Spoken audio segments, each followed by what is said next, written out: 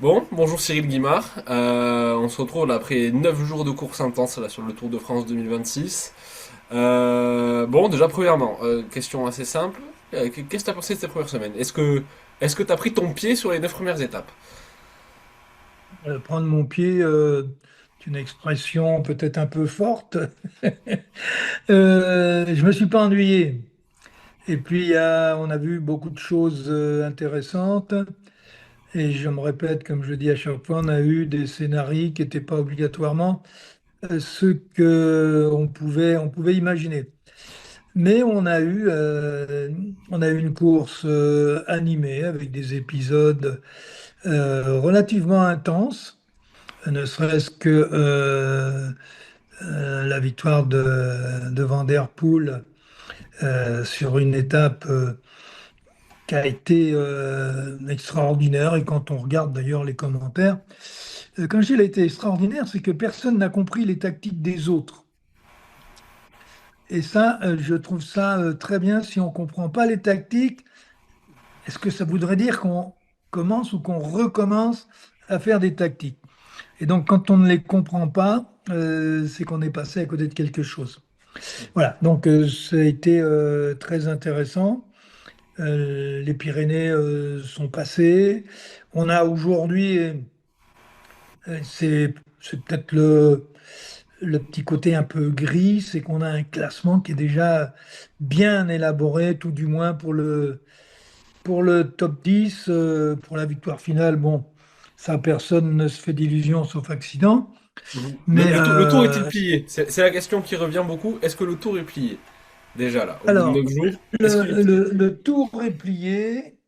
Pour la première place, je réponds oui avec la main, sauf accident. Mhm. Ensuite, il y a un intérêt pour le top 10 et puis un intérêt pour ceux qui n'ont plus rien à espérer du classement général, mais qui sont des coureurs de talent. On parlait de Van Der Poel tout à l'heure. Il peut encore exister. Il y a encore des sprints avec un Tim Merlier qui est absolument époustouflant, extraordinaire de force, de puissance, qui a aussi une merveilleuse vision du sprint, du placement, de l'aspiration. Voilà, c'est-à-dire qu'on a Pogacar d'un côté, on a Tim Merlier de l'autre. Mhm. Voilà, on a deux coureurs qui actuellement dominent dans leur domaine. Donc oui, l'intérêt reste maintenant pour ce classement, les classements internes, enfin les classements comme le classement de la montagne, le classement par points, restent des choses intéressantes, sauf que le classement de la montagne, si Vingegaard, excusez-moi parce que c'est lui qui a le maillot, mais c'est Oui. pas lui qui est le leader. Pogacar, s'il veut le garder, il le garde. S'il n'a pas envie de le garder, il en fera cadeau, ce qui n'est pas tout à fait idiot. Ouais. Mhm. Justement, si je dis pas de bêtises, c'est ça, c'est 2 minutes 42 entre Pogacar et Vingegaard au classement général. Un gros écart pour une première semaine. On se rappelle des dires de Christian Prudhomme et de Thierry Gouvenou qui disaient qu'ils voulaient que le tour se joue en dernière semaine et que voilà, qu'il y aurait bien un combat serré jusqu'à la fin. Est-ce que pour toi le parcours était bien tracé pour ça ou mettre une étape avec le Tourmalet dès le début, c'était peut-être un peu plus Alors, compliqué de voilà. ouais, non, ça va être très simple. Deux questions qui vont appeler des réponses relativement courtes. Les organisateurs pensent à une chose, c'est les coureurs qui font la course et qui font le scénario. Ça, c'est une chose. Euh, je ne pense pas qu'ils espéraient qu'il y ait autant d'écart entre le premier et le deuxième, euh, ce qui prouve bien que on fait le tour, c'est les coureurs qui décident, et c'est pas ni Gouvenou ni Christian Prudhomme qui décident de ce qui se passe sur le terrain.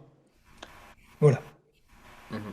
Ouais, surtout que, bon, compliqué quand on a un coureur qui est tellement au-dessus des autres, enfin, peu importe le parcours, en vrai, Pogacar, s'il veut être avec 2 minutes d'avance au bout de 9 jours, même s'il y avait que des étapes pas très compliquées, il pourrait les avoir. Mais, mais la course se gère en fonction des potentiels collectifs et des potentiels individuels. Et je ne pense pas qu'il y ait que des imbéciles et des idiots dans les équipes. Il y a aussi des gens qui ont, et surtout aujourd'hui avec tous les capteurs que l'on peut avoir, toute la technologie qui est utilisée, euh, on sait comment utiliser un parcours. Et puis, bon, arrêtons de manquer de mémoire. Avec Jacques Anquetil, ça avait été la même chose. Avec Eddy Merckx, ça a été la même chose. Quand on voit Pogachar l'autre jour qui part à 40 km de l'arrivée dans le Tourmalet, il faudrait quand même vous dire que sur ces mêmes Pyrénées, Eddy Merckx, il est parti à 120 bornes de l'arrivée, il a gagné avec 8 minutes d'avance. C'était en 69. Donc vous avez vécu 5 victoires de Merckx, où la domination de Merckx euh, était aussi outrageante que outrageuse que celle de Pogacar. Et puis il avait aussi la meilleure équipe, parce que les plus grands coureurs ont aussi la meilleure équipe. Donc il ne faudrait quand même pas oublier l'histoire. Alors je sais qu'on essaye, il faut vendre, il faut vendre, il faut vendre. Oui. Donc quand tu me posais la question tout à l'heure, est-ce que tu as pris ton pied? Oui, je ne me suis pas ennuyé, mais ce qui se passe, je l'ai vécu avec Hinault, je l'ai vécu avec Anquetil, puisque j'ai commencé à suivre le Tour de France en 1957, j'avais 10 ans, à la radio, et c'est la première victoire de Jacques Anquetil. Donc Hinault, Merckx, Anquetil, je connais Indurain, il en a aussi gagné un paquet, 5. Donc, c'est toujours à peu près les mêmes histoires, avec des coureurs un peu différents. Indurain, à l'époque où il y avait des vrais contre-la-montre, n'avait besoin que du contre-la-montre pour s'imposer. Anquetil l'utilisait également. Bernard Hinault et Merckx aussi. Oui. Donc, on, ne re- on peut raconter tout ce que l'on veut. C'est vrai que pour les journalistes, qui n'ont pas obligatoirement, et tant mieux pour eux, ce qui prouve qu'ils sont encore relativement jeunes, qui n'ont pas en mémoire ce qui se passait il y a 40 ans, il y a 50 ans, et voire même 60 ans. Ouais. Je me sens pas visé, hein, pas du tout. Non, non, mais parce que t'es bien initié. Oui, bien sûr. Bon, en parlant de jeunes, hein, il y a un petit jeune français de 19 ans qui attire bien sûr toutes les attentions, c'est un certain Paul Sexas. Après 9 Mhm. jours de course, il est sixième au classement général à 3,55. Mhm. Euh, T'es content, t'es satisfait de son début de tour, t'es un peu déçu, tu l'attendais mieux, donne-nous ta vision sur les 9 premiers jours de Paul Sexas dans son histoire sur le Tour de France, tout simplement. Alors, ma vision sur Texas, c'est que Decathlon a gagné. Ils sont à l'antenne tous les jours. Ils ont 4 papiers dans tous les journaux du monde entier. Donc le retour sur investissement est réussi, plus une victoire d'étape au sprint. Mais comme ils l'avaient annoncé en début de saison, on ne peut pas aller sur le tour sans exister. Donc ils existent. Le retour sur investissement, il est parfait. Sur le plan humain, on en parlera peut-être dans quelques années. Bon, mais aujourd'hui, non, j'attends pas plus de Sexas. Il est à son niveau, à sa place aujourd'hui. Euh, Maintenant, il reste encore un petit bout de chemin. Est-ce que il pourra venir dans on va dire sur le podium ou dans le top 5? Ça, il y a des étapes suffisamment difficile pour que s'il a des super jambes, il puisse le faire. Bon, si ça grippe un petit peu, ce sera plus difficile. Mais pour l'instant, il est parti pour faire un top 10, et puis tout le monde s'en contentera. Mhm. Toi, tu t'en contenteras, parce qu'on connaît ton avis sur la question. Tu n'étais pas forcément pour qu'il fasse le tour dès cette année. Tu voulais que toi, comme à l'image d'Ino ou d'autres très grands, que dès son premier Tour de France, il arrive pour jouer la gagne. Bon, on l'a bien vu cette année, voilà, ça sera pas le cas. Donc toi, Donc personnellement, c'est un est-ce que tu es échec. satisfait? Donc c'est un échec. Mhm. Pas sur le plan de la com. Et quand on a le talent de ce coureur dont on sait qu'il gagnera des Tours de France, on le prépare pour gagner son premier tour. Et on prépare une équipe pour qu'il gagne le premier tour. Ce qui n'a pas été fait parce qu'on est trop pressé et qu'on veut consommer tout de suite. Voilà. C'est dommage, mais bon, je le dis, c'est ce que je pense. On a encore un petit peu le droit de penser et de dire ce qu'on pense en France. Pour combien de temps? Point d'interrogation. Parce qu'avec toutes les normes qui nous tombent, il y a un moment où on ne pourra plus parler. Euh, je persiste en disant il était trop jeune pour faire le tour, mais, mais ça peut passer, ça peut passer. Bon, dans 10 ans, je serai sans doute plus là. On en reparlera si je suis là. Ah oui, quand Mais même, on espère. Oui, bah, un mot également sur les autres Français. Pas encore de victoire d'étape pour les tricolores. Par contre, on a deux coureurs dans le top 10 pour l'instant, donc avec Sexas 6ème et il y a une petite surprise, Lenny Martinez 8ème quand même. Bon, le maillot vert c'est mort. Le maillot à pois, on a quelques coureurs qui pourraient, pourquoi pas, non, c'est mort, c'est jouer. mort. C'est Mais mort non, le c'est maillot pas à la pois, peine de tu vois. vendre, c'est mort. C'est Le ou maillot... Pogacar en fait cadeau ou pas. Donc partons pas du principe qu'un Français peut aller le chercher. Pour aller le chercher s'il négocie bien. Bon, mais alors quel bilan? Quel bilan pour les Français en général? Ben, on a un bilan qui est plus qu'acceptable avec deux coureurs dans les 8 premiers, ce qui n'est pas une surprise, hein. Martinez qui a fait 2 Tours de France en galère qu'il n'aurait pas dû faire, surtout le premier. On pourrait revenir au cas Texas, mais pour l'instant ça se passe mieux. Martinez confirme le potentiel qui est le sien, qui est un coureur capable de venir dans le top 10. Et pour l'instant, il est dans les clous, il est sur un tableau de marche qui doit pouvoir l'amener à ce niveau-là. Ceci dit, il a une équipe qui est quand même très, très faible. Donc après, ben, pour les sprints, on est quand même plus que très léger. Bah, il n'y a pas Magnier, donc il n'y a pas de concurrent Voilà, on pour la n'a pas victoire. Magnier, mais il sera là l'année prochaine. Et Tim Merlier pas comme ça. En Oh, ouais. principe. Ouais, Bon, mais vu. il y a ce qu'on dit, puis il y a ce qu'on fait.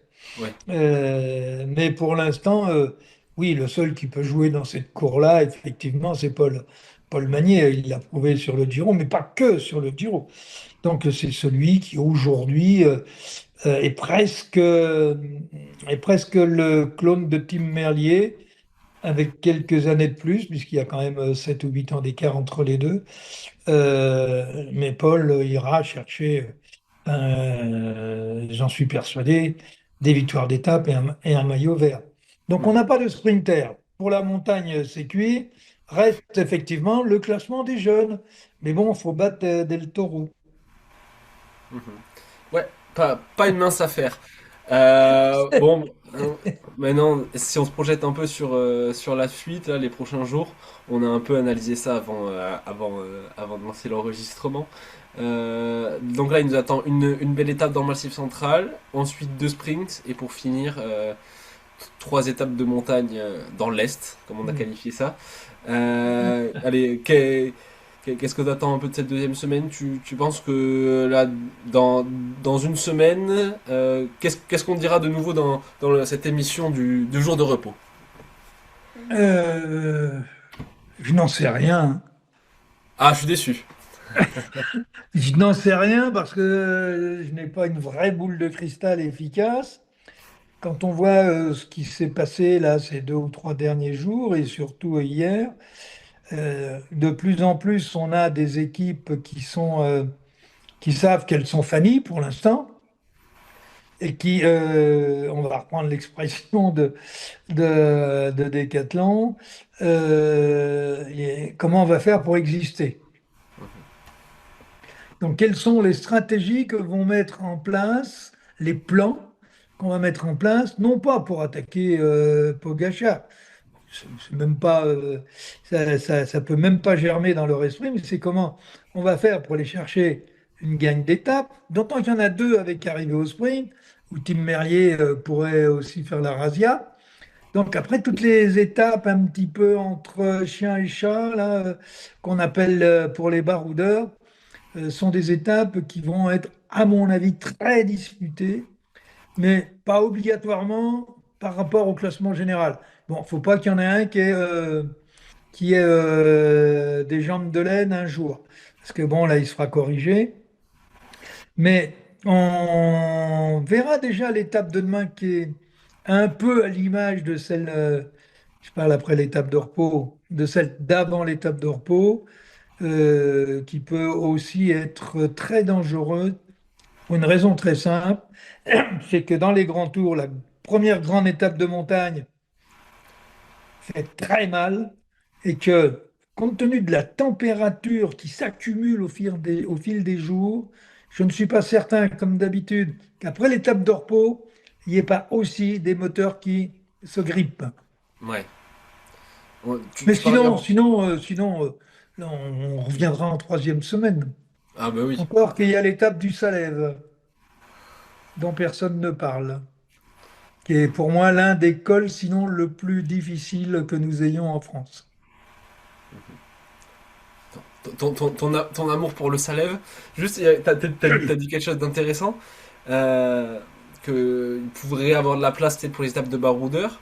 Mais quand on voit la liste des vainqueurs d'étapes pour l'instant sur ce tour, bon, Visma sur le contre-la-montre par équipe, après on a Del Toro, Pogacar, Pedersen, Koy, de nouveau Pogacar, double victoire de Tim Merlier, Mathieu Van Der Poel. En fait, hormis pour les énormes stars du peloton mondial, il y a de la place pour personne. Il y a, Bon, il y a pas de place pour les petits. Mais Mhm. c'est logique, c'est le Tour de France. Ouais, mais plus que jamais, j'ai l'impression quand même. Mais c'est On a logique. moins de victoires surprises qu'il y a encore peut-être cinq dix Mais ans. c'est pratiquement impossible. Bon, impossible n'étant pas français. Il faut conserver l'espoir. Mais aujourd'hui, je dis, on est là sur le Tour pour exister. On va quand même pas faire cadeau à un coureur de second plan qui peut-être est arrivé au départ du Tour dans son équipe parce qu'il il est arrivé tout à fait par hasard. Non, c'est fini ça. D'autant que on sait, tout le monde connaît les datas de tout le monde, puisque le grand sport favori aujourd'hui dans le cyclisme, c'est de donner ces datas à tout le monde. C'est extraordinaire. Oh, j'ai fait 450 watts sur 15 bornes. Extraordinaire. Ah bon, tu as fait ça. Dis donc, quand tu sors, on sait à quelle vitesse il faut qu'on roule derrière toi, hein. OK? Il n'y a plus de secret d'entraînement, plus de secret de préparation, plus rien. Et pas de secret des datas. Voilà. Bon, bah, et j'ai presque envie de dire, à cause de ça, on ne peut pas se tromper. Et en plus, tout le monde a les datas de tout le monde et les copies. Donc, vous savez, quand Tim Wellens il roule, il sait à combien les autres sont derrière, hein, et encore lui, il est même pas à fond. Ouais. Non, non, là, de moins en moins, il y aura de surprises. Bon. Certains vont apprécier voir toujours les champions voilà, sur le haut de l'affiche, d'autres vont regretter de ne pas voir des coureurs un peu plus de second plan. Mais c'est comme ça, c'est le cyclisme moderne, hein, voilà. Même Voilà, pas de place pas de place pour les petits. voilà, voilà, ça, c'est clair. Bon, eh bien écoute Cyril, merci beaucoup encore une fois, et ben, on se retrouve lundi prochain pour l'analyse de cette deuxième semaine, si monsieur est disponible bien sûr. Mais monsieur sera toujours disponible. Ah, bon, mais merci à toi, Allez, bonne semaine, Titouan. ouais, bonne deuxième semaine.